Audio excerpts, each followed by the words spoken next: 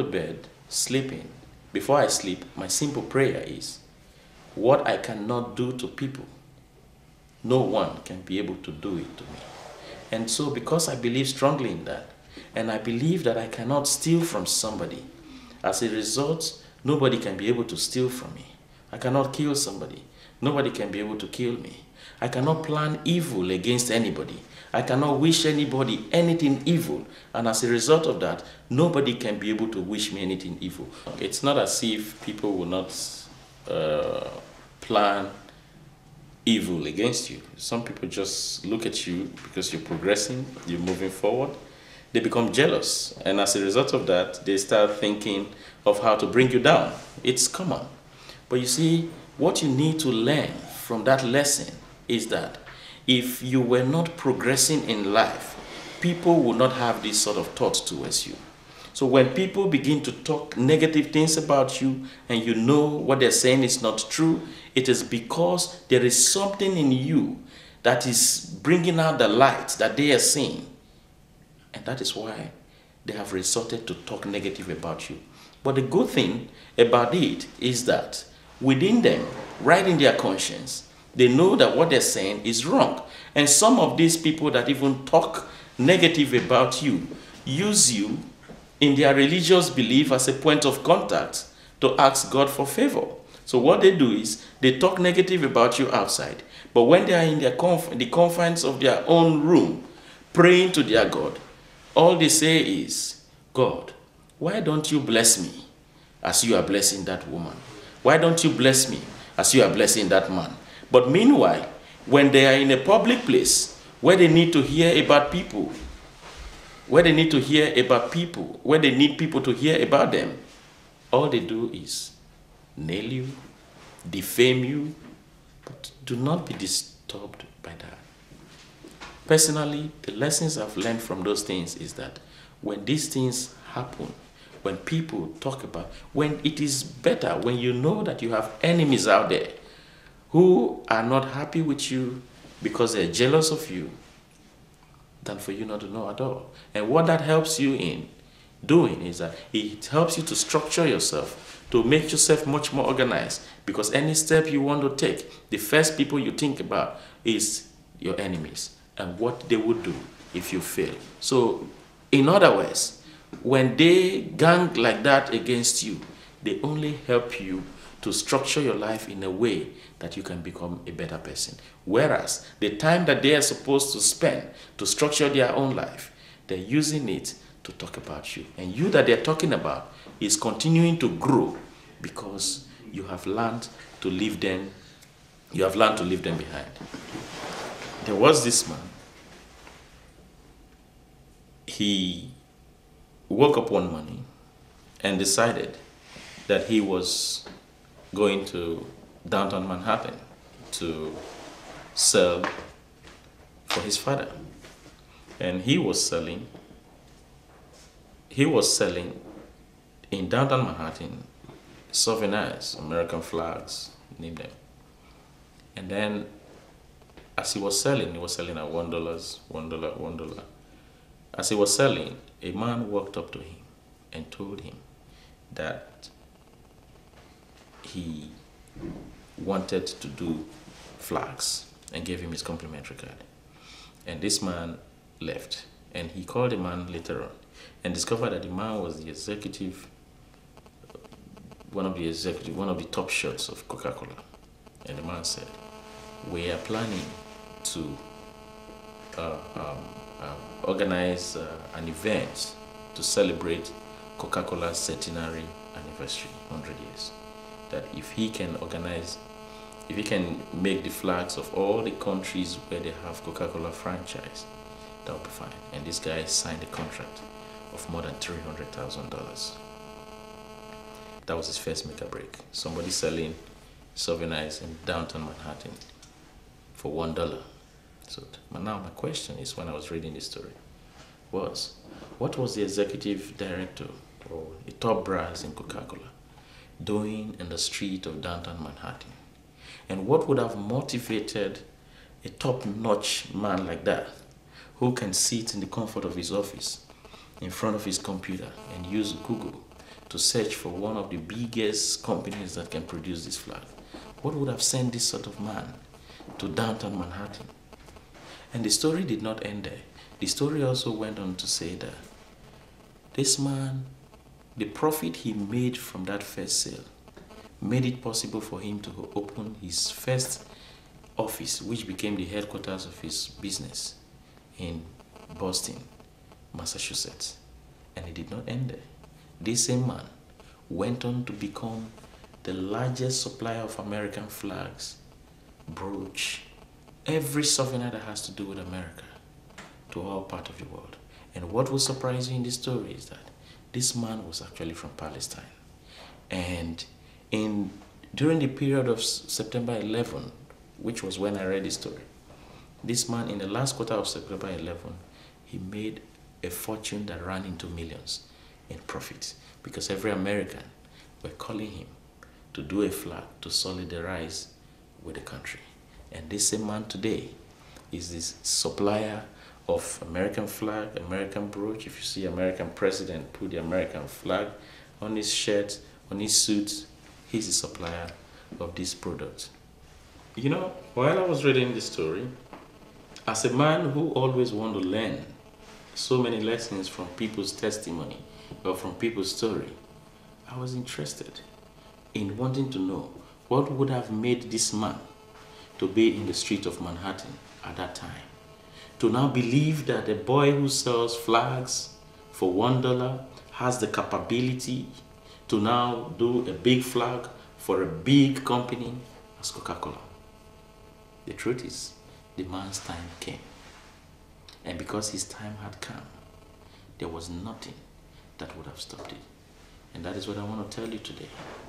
If you are trying and you're working hard and you're not getting results, it is not because you have been forgotten. It is because your time had not come. But do not forget that the principle that can make you believe in this is that you must first of all search your heart if you are truly a good person. If you are the person who does not want others to grow, be sure that you will continue to struggle for the rest of your life. If you are the person who always want to destroy other people's progress, be sure that progress will elude you for as long as you struggle. But if you know that your heart is good, we're not saying that we're all perfect. We all have areas where we have our shortcomings. But if your shortcomings are very minimal, and your thinking, your thought of wanting to see your neighbor or your next person or your friend gets to that level, it's higher, then you know that it is because your time has not come. Now let us come back home and remember the story of this Nigerian man in the late 80s. He had lived in the United States for almost 15 years, and he has been struggling, hustling from hand to mouth. And the story said that this man went out one Saturday, and as he was coming back home, there was no food at home.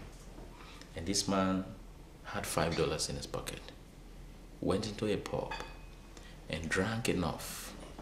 And then when it was time for him to leave, knowing that he had gotten to the level where he would not exceed his $5, he paid.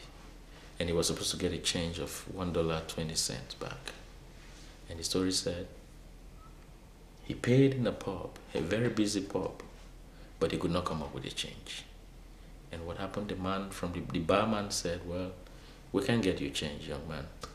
I think all we need to do is, we sell lottery here, and the lot cost $1. And then they tore one lot for him. And then his man left. And then when he got home, in the evening of that same day, his lot became the jackpot of nearly 10 million US dollars. This man had struggled for many years. Nothing. And then all of a sudden he decided to go somewhere and drink. And then circumstances, he has never played lottery in his life. And then he was forced to go home with a lot. I've seen many people play lottery for 30-something years. They've never even won 20 euros. And this man, for the first time, got a jackpot. And now the question is, why would a busy pub that people even come from outside to change coins from cannot raise the change. Everybody they asked that day could not come up with $1.20. If somebody had volunteered to pay that amount or to give that amount as change, this man would have left without winning a jackpot. His time came. You see, the story goes on and on. Now, what about if this man had thought that, for 15 years, as a Nigerian who is staying in the United States, seeing all other people being successful and his own was not, had decided at one time that he wanted to kill himself, he would have died without knowing what was waiting for him. And that is what I want to tell you today. If you are sitting there thinking that you are so frustrated with this life, many have gone into drugs, many have become alcoholics because they can no longer handle and manage life circumstances as it affects them. But I want to tell you that no matter what you go through in life, be always assured with this saying that the glory of your latter days shall be greater than the glory of the former. In my village, they used to say something, that it is he who built a house that has built an old house. Because by the time God blesses another person to build another one, the house will be far much more better. Do not use your success to oppress the ordinary person because you think the person's condition is terrible. His condition might be terrible today, but I want to tell you something, that his condition might change tomorrow. Success, prosperity can come to you within an hour. And it's not a monopoly that one person has to control. You must be careful how you treat your neighbor, because life is like a ladder. When you are climbing to the top, you go past people, and you must be careful how you treat them when you're going up, because the day you come down and you didn't treat them well while you're going up, they will not receive you lightly. It's more like a path in the farms of Africa. There's a saying that when you go through paths to the farm, do not pass excavators on those paths, because in doing that, when you're coming back, you'll be one of the people that will smell or step on those excavators. I want to tell you that we are all destined for a purpose. I am bringing this episode to a close, and I hope that you have learned one or two lessons from what I've said. If you want to contact me, my email address, my details are right before you. You can call me, send me an email, just go ahead. But one thing I want to assure you is that do not give up. Do not let that louder voice that does not give you encouragement, that does not take you further, to mislead you, but rather listen to the very silent voice that is still telling you in the midst of your adversity, in the midst of your difficult moment, that cheer up, you can make it. And I want to believe with you that you can surely make it. You will get there. If you fail in life, do not blame it on your parents. Do not blame it on your mom who never stayed to bring you up. Do not blame it on your father who left your mother.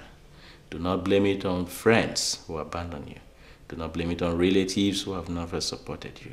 Do not blame it on extended families or friends outside, but blame it on yourself, because you have refused to use that potential that has been deposited in you to make a way for yourself.